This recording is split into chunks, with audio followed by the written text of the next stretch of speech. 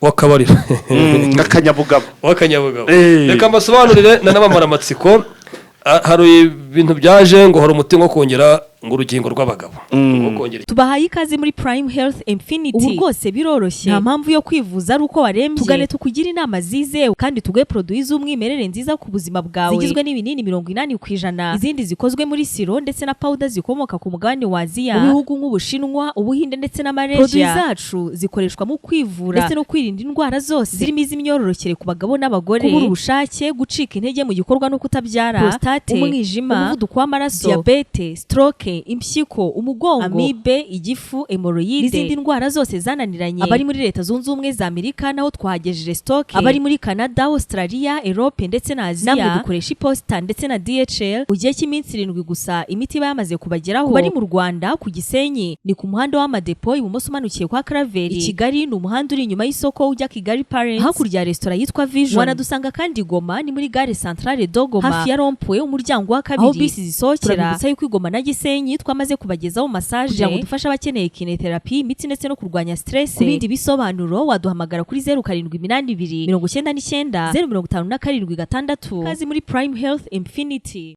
Yes, inshuti bakunzi ba Eugene Official rero reka twongere tubasuhuze, twongere kandi tubahe ikaze n'ubundi nk'ibisanzwe rero tubifurize kandi gukomeza kugubwa neza. Gahunda rero nk'uko mubibona noneho ni roho nzima mu mubiri muzima. Ndabizi rwose nubwo tubana mu bihe bigiye bitandukanye mu makuru, ariko nyine tuba tugomba no kureba kubigendanye n'ubuzima kugira ngo dukomeze kugenda dusigasira ubuzima. Niyo mpamvu rero tuba twageze gutya tugafata umwanya tugatumira muganga Mico Myiza Damasi muri Prime Health Infinity kugira ngo n'ubundi tukomeze kugenda tureba mu by'ukuri muri iyi minsi hari uburyo ki hari indwara ziri kugenda ziza ugasanga abantu ntago babyitaho cyangwa se ugasanga hari gihe afite uburwayi ariko ntabyiteho ntamenye ibyari byo. Niyo mfite twatumiye gahunda cyangwa se muganga kugira ngo atubwire tugende tuganira kuri izi ndwara tumenye ukuntu tugomba kubungabunga ubuzima. Ni muri gahunda ya roho nzima igomba kuba mu mubiri muzima. Turagusuje muganga tuguhaye ikaze. Koze cyane kunyakira muri studio za Eugene Official. Namaze kuguha ikaze nanavuze izina ni Mico Myiza Damasi, ubwo wenda nawe wanakwivugira urya mu mugabo arivuga.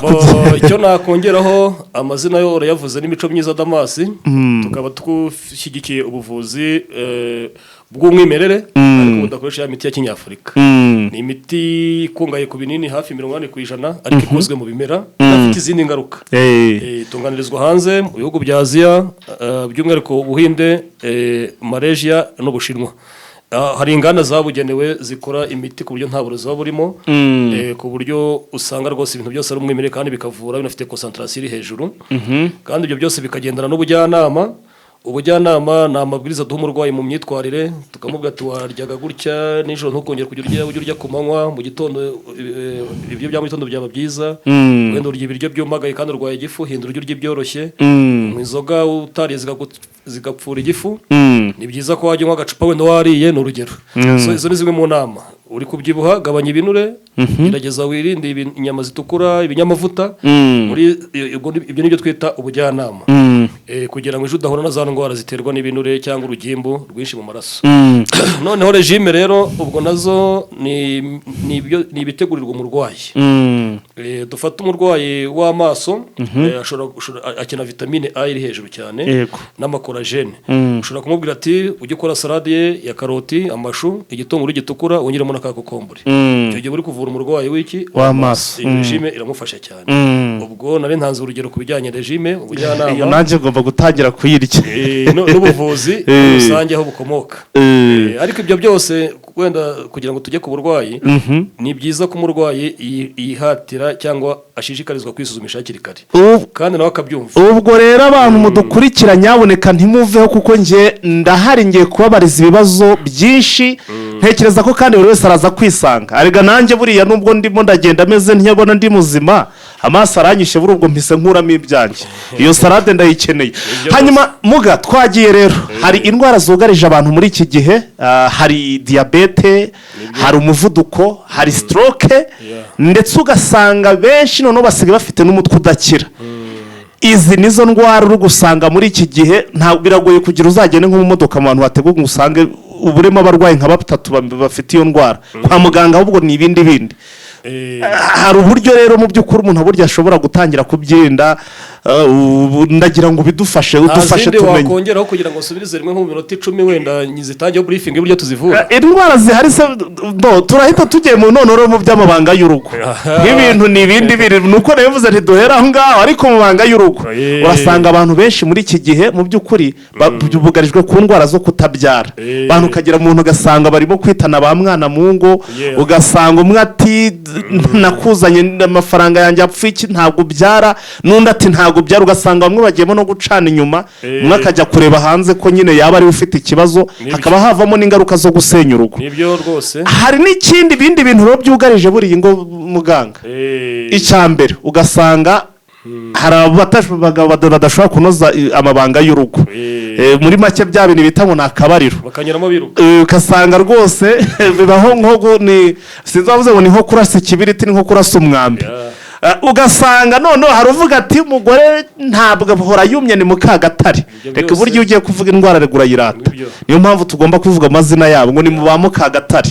Ibyo byose ni indwara umuntu agira ariko zivurwa neza tuzi neza ko zishobora kuba zakurikiranwa zigakira. Ibyo rwose ibyo nibyo bazongera ngo byihuse rwose ubitunyuriremo tubwire uko bigomba gukurikiranwa.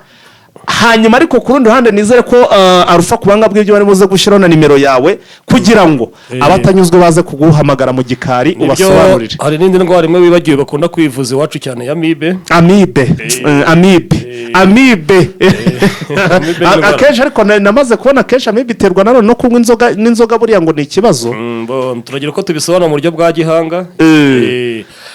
Eugene arakoze abakunzi bahora bakunda cyane nk'uko bivuze ziriya ni indwara dukunda kwisangaho turi kuvura abatari bazumvishe cyane nabibutsa tugira indwara ziri muri maladie chronique cyangwa indwara zitandura aho abantu benshi bari kugarizwa n'indwara ya diabete hari nkuko yarabibajije akazamo n'umuvuduko w'amaraso na stroke kandi ira stroke umuntu urwaye diabete cyangwa umuvuduko w'amaraso aba ashobora kwirwara byoroshye. Nagira ngo manyuremo mu camake n'iby'amabanga y'urugo bijyanye no kubyara cyangwa kutabyara no gucika intege ku bagabo abagore bakabura ubushake mbese ugasanga mu gikorwa bigenda nabi ariko nabyo biviramo kubura ariko muga ntago wajya ubanza kutubwira ibimenyetso byazo hari igihe ariko umuntu aba atanazi kayirwaye akagira ngo ni ibindi tubwira iyo ndwara n'ibimenyetso tugiye kubinyuramo. Amibe yo abantu benshi mu Rwanda by'umwihariko muri Afurika yaba ari muri Kongo na hehe kubera twabayeho ubuzima bwo kutagira gaze amabwiriza y'isuku abantu banywe amata adatetse impamvu z'akazi kurira mu maresitora so kandi amibe ifite impamvu nyinshi zo gutuma umuntu arwara indwara nyinshi. Reka rero se nkusubira inyuma gatoya barihangana twabaye nkaho dushaka gukora briefing ese ni nk'incamake kuri buri burwayi ariko twatangiye kampanye kuzajya tubasora kubabwira cyangwa kubabwira uburyo bakirinda buri burwayi no mu buryo bwihariye. Icyo nshaka kuvuga ku bimenyetso nkuko wari ubimbajije ariko ntabwo wavuga ubumenyetso turavuga indwara yariyo diabete cyangwa indwara y'isukari n'umuvuduko w'amaraso ni indwara zijya kuba impanga ndabihuriza ku kintu kimwe. Abantu barwaye diabete bagira isukari nyinshi mu maraso iyo sukari gatuma amaraso avura ntatembere neza mu mitsi aho bihurira n'umuvuduko w'amaraso mu gihe amaraso adatembera neza mu mitsi urumva ko umuntu urwaye diabete amaraso amera nkavuze kubera isukari nyinshi noneho akivura ntabashe kugenda neza mu mitsi directe ubu ufite ibyago byo kurwara umuvuduko w'amaraso kubera ko amaraso nagenda nabi mu mitsi umutima uzakoresha imbaraga nyinshi cyangwa pression iyo pression uko izamuka ni dupima kuri tensiometre nirenga 140 ku bantu bakuru wamaze ku muvuduko w'amaraso kabisa. Wenda abana ntabwo bakunda kurwara umuvuduko w'amaraso abantu b'imyaka munsi ya 20 bikunda kuza wenda hejuru ya plus de 20 ans abantu batajya kugira stress n'ibindi no mu byo bukabishe wenda abana usanga umubiri ukibibasha kwirwanaho noneho urumva ko diabete zatuma imitsi yifunga imitsi niyifunga uzarwara iki umuvuduko w'amaraso ya pression yiyongera urugero abatwara imodoka y'uri gutwara ahantu habi bisakuka wongera umuriro uko wongera umuriro rero n'umutima nawe niko wongera iki pression kandi umuriro ntabwo utuma ariko imodoka yihuta n'urugero no muvuduko w'amaraso zihuta cyane mu buryo budasanzwe ahubwo ayo maraso uba uri umutima urayahata kugira ace hahandi hazibye. Ibyo rero byangiriza imitsi y'umutima. Ari naho dusanga bakunda kuvanga indwara y'umutima. Kenshi iyo urwaye umuvuduko w'amaraso, kurwara umutima biroroha kubera uri gukoresha imbaraga uri kohereza uri gusunika amaraso. Iriya mitsi ishobora kubyimba, nayo hari yakifunga kubera ko ufitemo imyanda. Icyo nari nshatse kuvuga kwa rwuza diyabete n'umuvuduko w'amaraso. Noneho dusubira inyuma gatoya, ibimenyetso ndagira mbivuge nyuma. Ndabivuga nyuma. Ubundi ku murwayi wa diyabete, ubundi urwara diyabete ryari? Cya diyabete ni iki? Diyabete igizwe n'ibyiciro bitatu. Hariyo mu bwoko bwa mbere bita juvenile. Juvenile ni ubundi bivuga petit, ni abantu bakiri bato. Uzi ko abana bato bakunda kubita ngo petit. Bya petite abakobwa. Kubura petit. Okay, ni abantu bakiri oya petit. No. Mbese uri umuvuduko wo hasi. No. Komeze.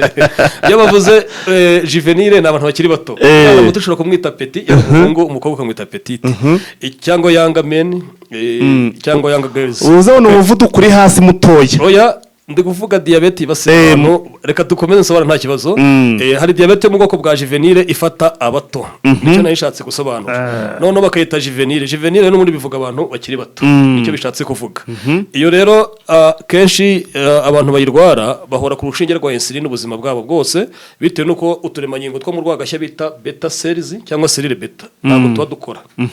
Nta kintu tuba dukora. Mbese urwagashya ruba rufite utundi turemangingo duproduiza iyo bita acide pancreatique two tuba dukora, ariko twitwa cellule beta dukora umusemburo wa insuline ntabwo tuba dukora. Iyo niyo diyabete mu bwoko bwa mbere. Ishobora guterwa n'inkomoko yo mu muryango, cyangwa imiti umwana aba yaranyweye, cyangwa ubuzima yanyuzemo bw'imirire, cyangwa ibindi bintu yinjije mu mubiri akiri muto bikaba byakanyuza kwa turemangingo tutaruma, cyangwa intege nke z'umubiri muri rusange. Abo bantu rero bakunda no kugira ibiro bike cyane. Iyo rero tuyivuyeho. Iyo mu bwoko bwa kabiri niyo bita mellitus. Ni diyabete mu bwoko bwa kabiri.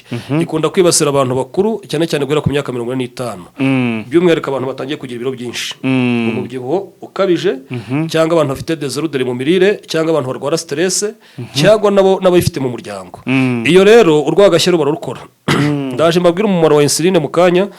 Urwagashya ruba rukora, turemangingo twa cellule beta tuba dukora, ariko dufite icyo bita resistance. Dufite ubushobozi. Iyo insuline dukora iba ari nkeya idahagije ku buryo yafata isukari iri mu maraso ngo yinjire mu turemangingo tw'umubiri. Nizere ko batangiye kumva n'umumaro wa insuline. Insuline ni wo musemburo ukorwa n'uturemangingo two mu rwagashya.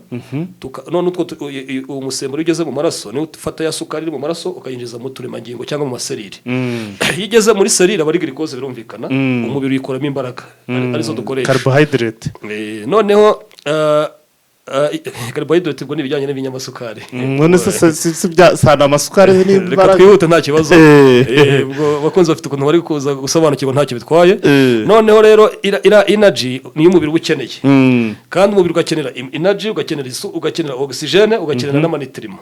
Icyo ashaka kuvuga rero tukiri aho ngaho, abarwayi ba diyabete kubera kubura amaraso yabo bavuze ntabashe gutwara ibiri mu maraso ngo byinjire mu turemangingo, n'umubiri wabo urazahara. Ubura energy yasukari ijya mu turemangingo irabura, amanitrima cyangwa intungamubiri zirimo urumva zigenda mu maraso nazo ntizinjira mu turemangingo, n'umwuka wa oxygene ntabwo ubasha gutembera mu turemangingo. Bivuga ngo iyo warwaye diyabete uba ufite imungu ikumunga rwose. Diyabete ni indwara mbi cyane, uretse ko hari uburyo bwinshi tubafasha bagakira, no kwa muganga nabo bakabafasha. Naho ubundi uvuze ko diyabete ishobora kugeza kure kurusha na HIV AIDS ntabwo wabubeshye. Ko iyo utinze gato ishobora kukumagaza. Noneho reka tuvaho rero. Hari diyabete yindi ya nyuma bita diyabete gestationnelle. Ni diyabete ifata abadamu batwite kubera ihindagurika ry'imisemburo no kwiyongera kw'ibiro no kuba bari ahantu hamwe batabusha. Ariko iyo bamaze kubyara irikiza. Iyo iragenda. Ndumva ku bijyanye na diyabete mbivuzeho. Icyo nshaka kubabwira rero ibanga ryo gukira diyabete, by'umwihariko muri Prime Health Infinity kuri bwa buvuzi bwacu. Ubundi muri rusange maladie chronique zikizwa n'imyitwarire, bwa bujyanama navugaga, na regime cyangwa imirire iboneye n'ibyunywa biboneye. Ya siporo ukora, amazi ugomba kunywa, ibyo bintu byose tubasobanurira iyo bageze ku ivuriro cyangwa baduhamagaye, nibyo bishobora gutuma umurwayi wa diyabete agira gute akira. Icyo mivugira, imiti baba bafata kwa muganga aba ari ubuzima bwose, kubera ko nabone insuline baba bari kubaha. Sinzi nimba aho turi kugendana. Ngo biriya binini na rura rushinge uzaba uri gufata ni insuline. ni ukuvuga ngo nuyifata icyo kinini urakinywa cya iriya insuline urayiteye bitewe n'uko wenda wowe witera urushinge iragenda ifata ya sukari iri mu maraso iyinjize muri serire ariko nishira birasa kongera ugafata birongera ngo uyihoreho umwanzuro rero cyangwa igisubizo cyo gukira ubwo burwayi ni uko hakabo umuti nyawo uraboneka mu bimera uraboneka mu myitwarire hagomba gukorwa isuku bya binure biri mu rwagashya byatumye rudakora bikavana bwaburozi bwo mu miti n'ibindi bintu wafashe bihumanye bisabwa ko bisohoka mu mubiri bikarangira hakabaho n'icyo bita cellular renewing ni uburyo bwo nko gusana ni uburyo bwo gusana cyangwa kuvugurura kuniyurenga ni nko kugarura bushya tuvuge gusana no kuvugurura muri rusange turiya turemangingo rero twongera tukabarepare tugasanwa ibyo bintu rero bizakorerwa mu mirire bizakorerwa muri ya miti y'umwimerere kuko ni natureroma bigomba kuba mu buryo bw'umwimerere ni ukubaka bushya nahise mbyumva mubwira ngo Prime Health Infinity ntimukayoberwe ibyo ikora nimutabimenya ngo mubishyire mu bikorwa gukira diyabete bigoranye kuko urwagashya nirutakira uzahura unywa imiti mpaka ubwo ndumva mbasubije uburyo diyabete yakira ubwo kandi ya miti y'umwimerere hari bwa bujyanama hari na ya marejime turanabisimbutse ku bijyanye na diyabete babyumvise umuvuduko w'amaraso ibimenyetso bitatu bya diyabete mpuruza bitandukanye n'iby'umuvuduko w'amaraso ni uko bashyuha mu birenge cyane nijoro ikintu uracyumvise hari n'abaraza amaguru mu ibase bakonjesha bitewe n'uko amaraso abavuze atagera ahantu hose nijoro rero habasirikwe noneho aho ni hamwe aha kabiri ikindi kimenyetso simusiga cya diyabete hari ugira ikibazo inyota idashira inyota ugahorana umwuma ukanywa ukagera gute buri kanya bikanga umubiri ugahora ugusaba amazi kubera ko umubiri urakonje wabuze umwuka wabuze ogisijeni wabuze amazi ibintu byose byaheze mu maraso rero umubiri ukamera nk'uwumagaye ikindi abarwayi ba diyabete bagira umutwe uremereye cyane no gusonza bidafite impamvu ifatika ashobora gusonza ubusa kandi yajya kurya akabura apeti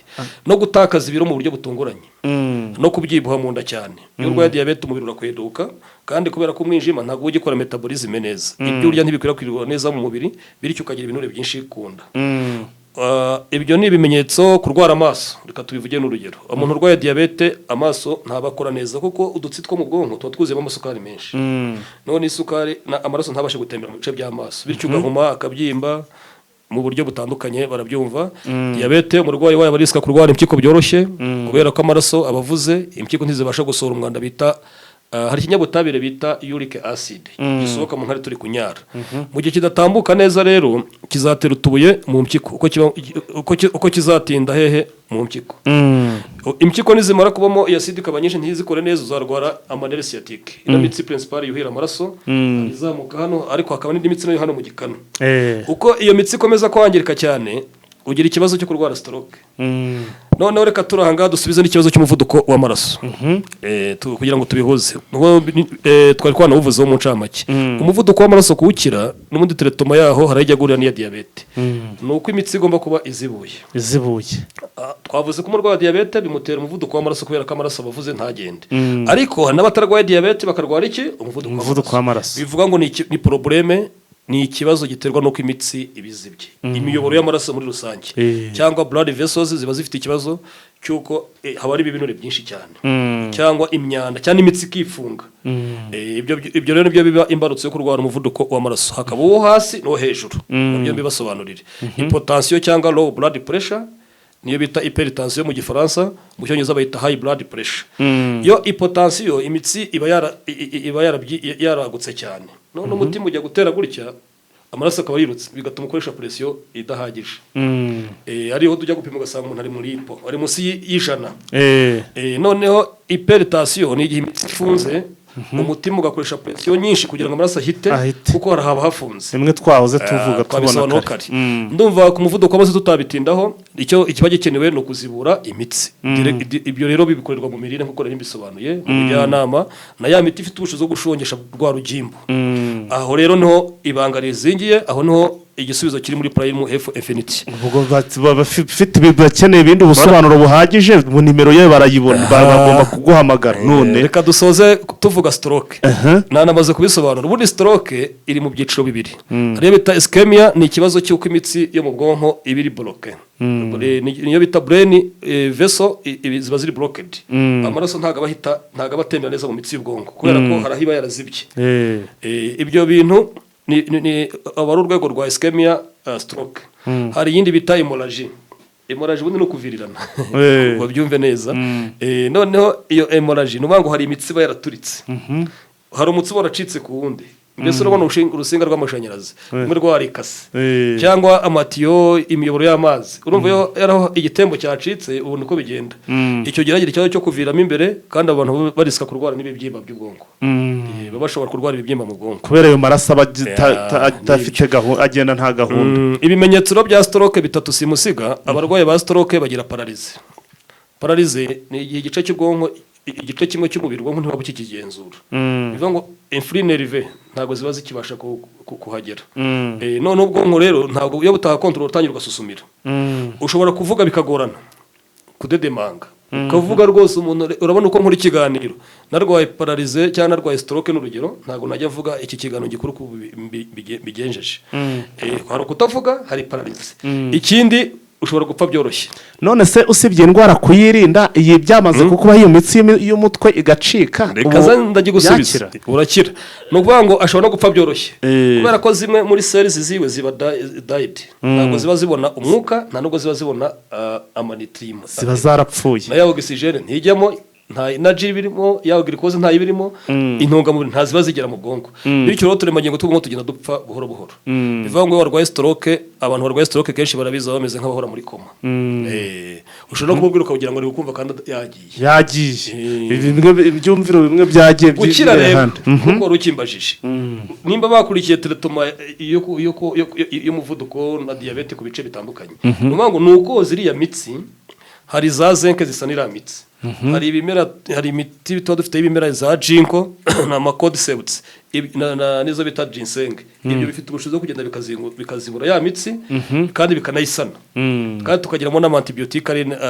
Hari nk'imiti tugira ikozwe mu bihumyo y'amantibiotique akomeye, izo zita za reishi, za residum. Ibyo byose rero birafasha, bigatuma iriya mitsi yongera ikisubira. Hari n'ubundi bujyanama. Hari ikindi kibazo wari wambajije, nyibutsa kujya tumere icyo tukurikizaho ku bijyanye n'imyororokere.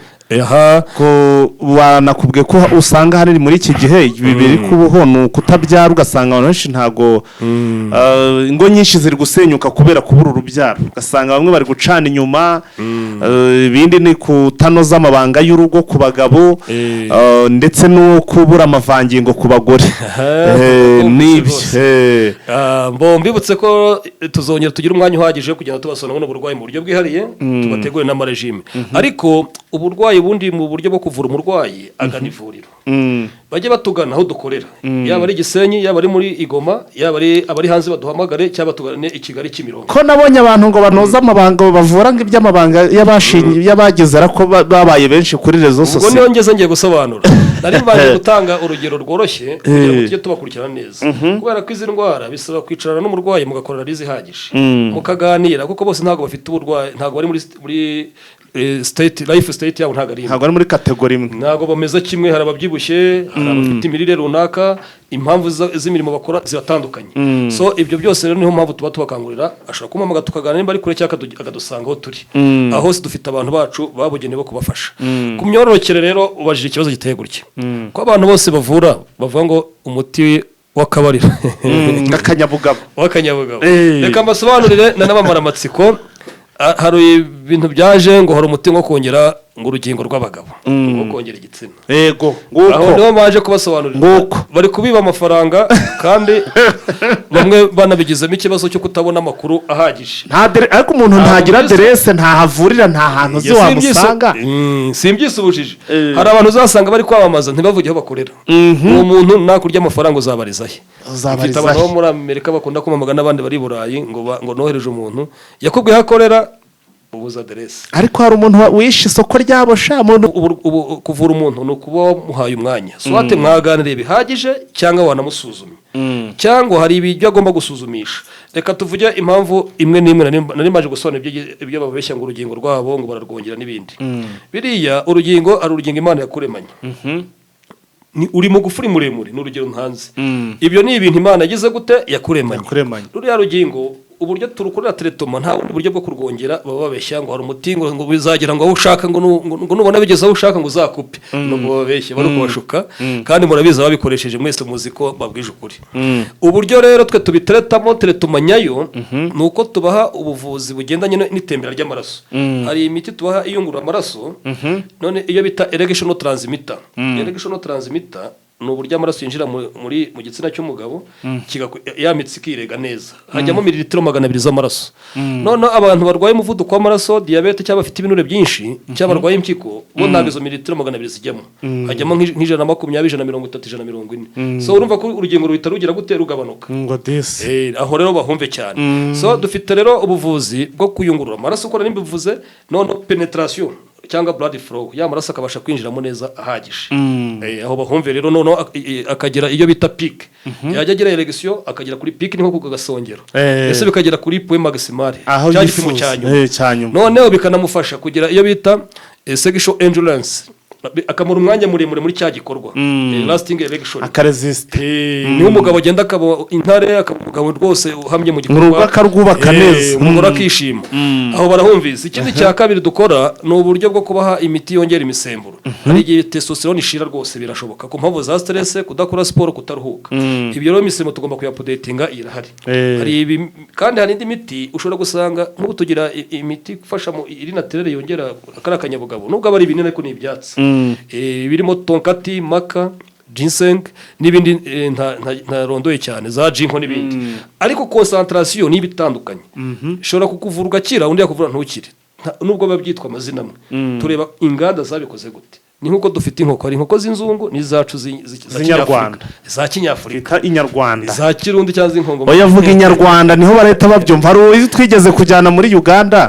babonye inkoko ati mufite inkoko z'inyarwanda baza dufite ingande reka twihute inkoko uramutse urinya inka y'inyambo ukarya n'iyifirizone wasa bitandukanye n'amata batandukanye bitandukanye nibyo rero ndi kubasobanurira ubwo abatamenya Prime Health Infinity mufite ikibazo barakomeza babapfunyikira amazi nibwo rero ntago ari gutaka ibyo wacu aya makuru barayahererekana ikindi ntarekana n'abamara amatsiko ntabwo twe tuba tubabeshye tuba dufite abarwayi nimba dufite ahantu dukorera hatandukanye ibyo bidufasha no kugabanya n'aya madepanse yacu ongera ubanza ubibutsa aho mukorera reka nongere reka nsobanura akantu kamwe kugira ngo tuhave kwinginga ni ukuvuga ngo hari ibijyanye n'abagabo batagira n'intanga n'amasoro bihagije ibyo rero abagabo badafite intanga zidafite umuvuduko uhagije umubare uhagije na shape cyangwa forume ibyo bituma abagabo batatera inda mu buryo bwiza binagoranye mujye muzi ibyo bibazo tubikemure hari ubuvuzi bwabugenewe hari n'abafite imitsi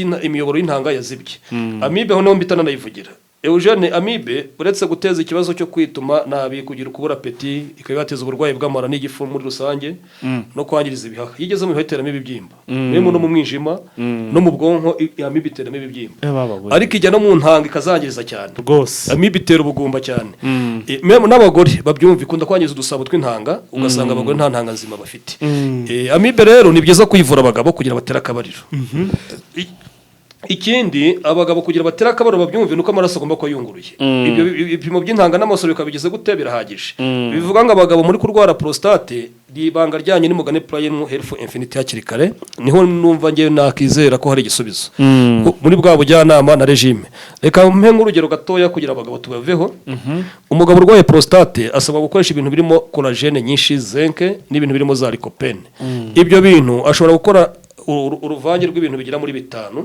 ubwo nitubyite salade hari n'uwakoramo umutobe yafite ka kamashini agafata inzuzi agafata inyanya karoti igitunguru gitukura watermelon nayibonye byaba byiza nayo byaba karusho nako kombure ibyo bintu bihuje byamufasha cyane aho hantu akabikora kenshi byamufasha rwose ikindi bakirinda inzoga ko inzoga ziteza ama inflammation ariko rubango y'inzoga cyane amazi yo mu mubiri aragabanuka turi kugendana kandi icyo gihe oxygene kugenda mu maraso biragora n'amasira agatangira agapfa yose rero ziri gupfugira inflammation n'itabi nuko nguko nikotine iragenda ibe uburozi mu maraso yica amaserire so inzoga itabi babigabanye cyane birinde urugimbo ibinyamavuta byinshi abagore rero icyo navuga ari icyo ndavuze ngo cy'amavangingo oya nabyo babikina barega bagomba kuba bari ubushake abagore bagira ikibazo cya mbere cyo kugira ama infection byoroshye kubera uburyo bw'imiterere y'umubiri wabo. Urabona yicaye kuri toilette agagera gatoya zihita zimuzamukiramo za infection zihari. So aho barahumva ni byiza ko abagore mutugana cyangwa tukanabagira ubujyanama bwo kwisuzumisha hakiri kare kugira ngo mukire infection neza. Hari ibinini tubaha bijya koza mu nda ibyara, bikoza imibura ntanga, amatrompe, birumvikana, bikoza udusabo tw'intanga na nyababyeyi n'inkondo y'umura. None iriya myanda yose ikagira ikavamo. Urumva hari imyanda basigana mu gihe cyo kubyara, mu gihe cy'imihango, mu gihe bahura n'abagabo barwaye ama infection runaka, none mu gihe bagenda kwa toilette bakeneye entretien. Icyo ni icyambere. Icya kabiri hari imiti tubaye gukaraba, hari feminine wash ziba zarabugenewe ziri naturelle zigatuma mu gitsina horohera bwa burya rya tubuheri burimo kwishima n'impumuro mbi bikarangira. Ibyo bintu abagore bose bakurikiye iki kiganiro mu byumve cyane, nta mpamvu yo ko mwongera gusubira inyuma mu gikorwa. Noneho umugore hari imiti ituma ya updating akagira imisemburo ihagije. Inkondo y'umura imeze neza ari nzima, nta ma infection yarwaye n'ivura rwa rurenda, ugasanga umugore aragira ububere buhagije. Bo nizere ko abagore bari kubyumva. Ikindi ibyo bikanabafasha gukumira bya bibyimba byo mu nda ibyara na kanseri y'inkondo y'umura ibataka kenshi ikunda no gutwara ubuzima bwabo. Bishatse kuvuga ngo rero abagore mutabyara mufite ibibazo byo kujya mu mabanga y'urugo nabi, muze tubafashe, tubahe uburyo bwo kubafasha muri kuzibura za trompe, teretoma ya bya bibyimba, si ngombwa kubibaga bahari ubuvuzi. Mugira intanga nzima, amagi yanyamere neza. Twari tubivuze rero, amibe yibasira ubuzima bw'abagabo n'abagore. Ari ugutuma babura apeti, kwituma n'abyangiza amara. Amibe yari gitobora amara ikajya mu maraso, nabivuze icyo gihe igeze mu mwijima ishobora guteramo ikibyimba. Yigeze mu bihaha rwose iteramo ikibyimba, ibyo bita amowe. Urumva ari ikibyimba kizamo. Amibe ikundamiriye anaerobique, ni ahantu hatari umwuka. Ahantu rero niyo bita parasite igenda ikibera mu mara. Noneho aho hantu iyo hageze ishobora gutera ikibyimba. Mbo ikunda ibintu bimeze nk'ibirenduka. Niyo mpamvu ikunda kujya mu dusabo tw'abagabo. Mu bwonko urumva ihageze ntabwo ihava.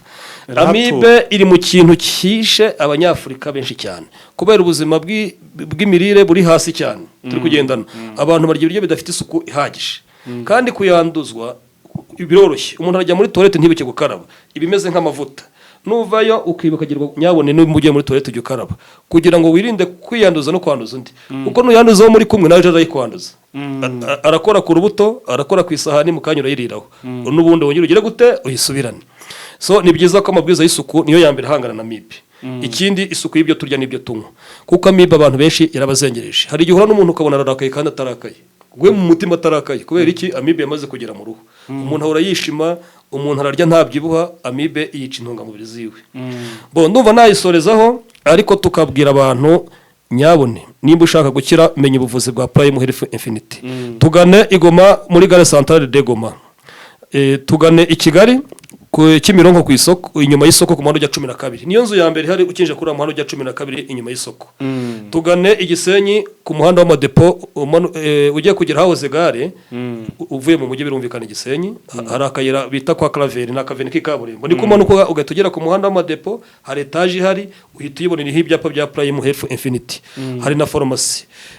Noneho abari muri Amerika habaye stock, abari mu bindi bihugu bitandukanye, Burayi, ibihugu bya Aziya n'ibindi bihugu bya Afrika biri kure, iposta na DHL birakora.